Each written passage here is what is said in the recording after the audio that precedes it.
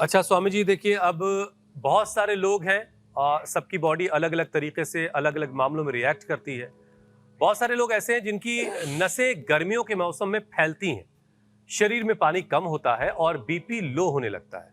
इस वक्त ऐसे में चक्कर, ये कमजोरी और घबराहट और खटासन कई मामलों में बेहोशी जैसी परेशानी भी लोगों में देखी जाती है।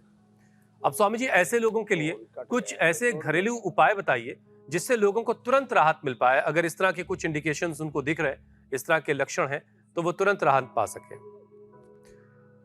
तो गड़बड़ इन था तब गर्मियों में कैसे खुद को बचा के रखना है, तक हम ये जानना बड़ा जरूरी है और वही स्वामी जी आज आपको समझा रहे हैं। हर तीसरे आदमी को लो हाइपरटेंशन है और उसके लिए टेलमादी जो भी सिंथेटिक दवाइयाँ खाते हैं तो उससे बीपी कंट्रोल तो हो जाता है, लेकिन अचानक बीपी बढ़ जाए तो brain stroke, heart attack, kidney failure तक का खतरा बना रहता है।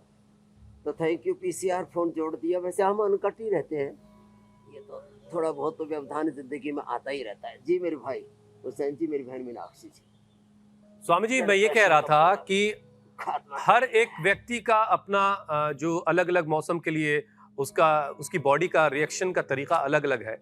अब बहुत सारे लोग ऐसे हैं जिनकी नसें गर्मियों में फैलती हैं, शरीर में पानी कम हो जाता है और बीपी लो होने लगता है। बहुत सारे लोगों को चक्कर, कमजोरी, घबराहट की शिकायत होती है। कुछ लोग बेहोश हो जाते हैं गर्मी ज्यादा होने पर। अब इस तरह के जो लोग हैं उनके लिए कोई घरेलू उपाय बताइए स्वामी जी, जो इस तरह की कंडीशंस में तुरंत उनको राहत मिले, या उनके हाँ, आसपास पक्का कोई इस तरह की बताता हूँ। प्रॉब्लम हो तो एक तो तुरंत उससे। जिनका ब्लड प्रेशर लो हो जाता है वो अश्वगंधा पी लिया करे, बहुत ही जबरदस्त है अश्वगंधा। और कोई भी ठंडाई के अंदर नींबू की ठंडाई हो, नारियल का पानी हो, या सत्तू हो, या चाय कॉफ़ी हो, उसके अंदर थोड़ा शिलाजीत, अश्वशिला या शिलाजीत, शिला तुलसी, ये डाल करके ले ले तो अश्वगंधारिष्ट, अश्वशिला, शिला तुलसी ये लो बीपी के लिए परम औषधि है। और उसके लिए थोड़ा सूर्य भेदी प्राणायाम भी कर ले। चंद्र भेदी तो हाई बीपी के लिए था, लो बीपी के लिए सूर्य भेदी प्राणायाम, अनुलोम विलोम प्राणायाम तो दोनों में ही फायदा करता है, लो हाई दोनों में। और हाँ, जिनको ब्लड प्रेशर लो हो जाता है उनको खाने पीने की चीज़ों में बाजरे की रोटी खानी चाहिए, रागी की, बाजरे की। और उनको थोड़ा सा कमजोरी रहती है ना, मतलब उसके इतनी लिए गर्मी में भी उनको स्वामी जी बाजरे अनार, की रोटी?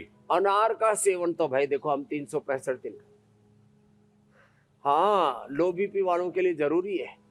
अरे 365 दिन खाते मेरे भाई, जैसलमेर, जोधपुर, बाड़मेर, उधर तो गेहूं की रोटी खाने का ही रिवाज नहीं, अब थोड़ा बहुत खाने लग गए लोग, नहीं तो पहले तो खाते ही नहीं थे। हमने भी 365 दिन। अब बाजरे की रोटी हम दही के साथ और छाछ में मोर के चूर के खाया करते। तो और बाजरे की खिचड़ी, वो तो जो है छाछ में मिला करके गर्मियों में भी खा लेते हैं। तो खैर ये लो बीपी वालों के लिए बताया था ना मेरे भाई। तो ऐसे लो बीपी, हाई बीपी, फिर किसी को बहुत एसिडिटी हो जाती है तो उसके लिए अविपत्ति कर चूर्ण और मुक्ता शुक्ति मिला के, मोती पिष्टी मिला के, अथवा मोती पिष्टी ही ऐसे पानी में घोल करके पी लेते हैं। व्हीट ग्रास, एलोवेरा और ये जीरा में, जीरा, धनिया, सौंफ का पानी और एलोवेरा के साथ लौकी, और व्हीट ग्रास, एलोवेरा, लौकी, शीशम, पीपल, बेल, दूर्वा, दूधी घास आदि ना, इससे तो एकदम से शरीर में ठंडक आ जाती है और ये जो बढ़ी हुई गर्मी है एकदम से कम हो जाती है। छोटी छोटी बातें, कितनी भयंकर गर्मी हो, शीशम तो पूरे राजस्थान में होती है। उसके पत्ते ले लें और उसको पानी में जो है अच्छे से मिक्सी के साथ घोट करके, पीस करके सिलबट्टे पर थोड़ी मिश्री मिला करके, और एकदम से इतनी ठंडक आ जाएगी, लू का मतलब ही नहीं। और हाँ, जैसे जिनकी पित्त की ज़्यादा प्रकृति है तो चने की इसकी जो जोर थोड़ा सा चना, हाँ, जो चने की रोटी बोलते हैं हमारे यहाँ, तो जो चना थोड़ा सा गेहूँ, इस रोटी को खाते हैं। या जौ का दलिया, जौ का दलिया, गेहूं का दलिया, ओट्स, इसको दूध में पका के खा ले, क्या गजब है रेसिपी।